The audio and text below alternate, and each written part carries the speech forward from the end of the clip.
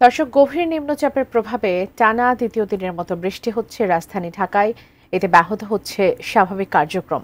বিভিন্ন এলাকায় দেখা দিয়েছে জলাবদ্ধতা। এ বিষয়ে বিস্তারিত জানাতে এই মুহূর্তে আগারগাঁও থেকে সরাসরি যুক্ত হচ্ছেন সহকর্মী ওয়ালিউল সাকিব। সাকিব, আপনি আছেন আমাদের সঙ্গে। আপনি সম্ভবত নিউ মার্কেট এলাকায় আছেন এই মুহূর্তে। জলাবদ্ধতার খবর জানাবেন, কেননা এই অঞ্চলে সামান্য বৃষ্টিতে আমরা জানি যে জলাবদ্ধতা সৃষ্টি হয়। আজকে ছুটির দিন যদিও, তারপরে জনদুর্ভোগের খবর আছে কিনা? আগেও আবহাওয়া অফিসের আবহাওয়া অধিদপ্তরের থেকে তথ্য যে বলছিলাম, যে আবহাওয়া অধিদপ্তর থেকে বলা হচ্ছিল নিম্নচাপটি স্থল নিম্নচাপ আকার ধারণ করে আরও দুর্বল হয়ে লঘুচাপে পরিণত হয়ে কিন্তু স্থলভাগ অতিক্রম করছিল, বাংলাদেশ অতিক্রম করে ভারতের দিকে চলে যাচ্ছিল। তো তারা বলছিলেন যে বৃষ্টিপাত কিন্তু অব্যাহত থাকবে, তবে কিছুটা কমে আসবে। তবে আমরা কিছুক্ষণ পরেই দেখতে পাই যে বৃষ্টি কিন্তু রাজধানী ঢাকায় কমে এসেছে। মোটামুটি বলা যায় যে আধা ঘন্টা কিংবা 40 মিনিট ধরে কিন্তু কোনো ধরনের বৃষ্টি আমরা দেখতে পাচ্ছি না। তবে যেমনটি বলছিলাম যে গতকাল বৃহস্পতিবার সারাদিন এবং আজকে সকাল থেকে সারাদিন এই পর্যন্ত 12টা কিংবা 12:15 পর্যন্ত যে বৃষ্টি হয়েছে, তাতে কিন্তু রাজধানীর বিভিন্ন এলাকায় আমরা দেখেছি যে জলাবদ্ধতার সৃষ্টি হয়েছে।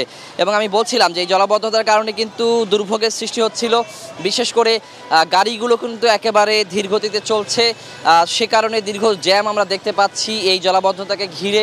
পাশাপাশি আমি এই মুহূর্তে নিউ মার্কেট এলাকায় রয়েছি। তো এরকম যে বাণিজ্যিকভাবে এত গুরুত্বপূর্ণ একটি এলাকা, এখানে সাধারণত যে কেনাকাটার জন্য মানুষ এসে থাকেন এবং যে পোশাক থেকে শুরু করে বিভিন্ন ধরনের জিনিস কিন্তু এখানে রয়েছে।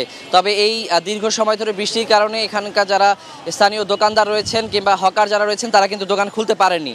আর যেমনটি বলছিলাম যে দীর্ঘ সময় ধরে বৃষ্টি কিন্তু থেমে আছে, সে কারণে অনেকেই কিন্তু দোকান খুলছেন এবং খোলার একটি প্রচেষ্টা আমরা দেখতে পাচ্ছি। এছাড়া বলা যায় যে এখানে যারা ক্রেতা সমাগম হওয়ার কথা যেমনটি, সেটি কিন্তু হচ্ছে না এই দুর্ভোগের কারণে। আর এই যে পানি দেখতে পাচ্ছি আমরা, পানিটি আসলে কিছুটি কমেছে এই মুহূর্তে। আর কিছুক্ষণ আগে কিন্তু পানিটি আর একটু বেশি ছিল, যেহেতু বৃষ্টিপাত অব্যাহত ছিল। তবে বৃষ্টি কমে যাওয়ার কারণে কিন্তু ধীরে ধীরে এই পানিটি কমতে শুরু করেছে।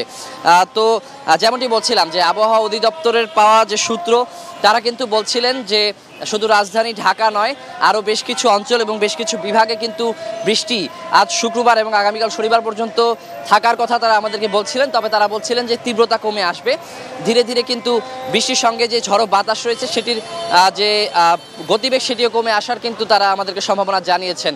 পাশাপাশি তারা বলছিলেন যে পুরোপুরি বৃষ্টি কমতে হয়তো বা 1 কিংবা 2 জুন পর্যন্ত সময় লাগবে, এরপরে বৃষ্টি একেবারে কমে যাবে। তবে যে এখন পর্যন্ত যে বাতাসের গতিবেগ এবং বায়ুতাড়িত যে বাতাস রয়েছে, সেজন্য কিন্তু প্রতি বন্দরকে এখনো পর্যন্ত 3 নং সতর্ক সংকেত দেখিয়ে যেতে বলা হয়েছে। আর যেমনটি বলছিলাম যে বৃষ্টিপাতের সংখ্যা, বৃষ্টিপাত গত 2 দিন সারা বাংলাদেশেই কিন্তু বৃষ্টিপাত হয়েছে। সেই হিসেবে কিন্তু ঢাকা শহরে, রাজধানী ঢাকায় বৃষ্টিপাত রেকর্ড হচ্ছে 196 মিলিমিটার। এছাড়া সারা দেশের যে বৃষ্টিপাত, সর্বোচ্চ বৃষ্টিপাত রেকর্ড হয়েছে মাইজদিকোট এলাকায়, সেখানে 285 মিলিমিটার বৃষ্টিপাত রেকর্ড হয়েছে। সব মিলিয়ে এই ছিল আমার কাছে এখন পর্যন্ত সার্বিক আবহাওয়া পরিস্থিতি। এখন নেই, তবে আবহাওয়ার যে পূর্বাভাস দেওয়া হয়েছে আগামীকাল পর্যন্ত বৃষ্টি কিন্তু থাকতে পারে, হালকা বৃষ্টি হতে পারে রাজধানী ঢাকা সহ বিভিন্ন এলাকায়। তো এই ছিল আমার কাছে সবশেষ খবর।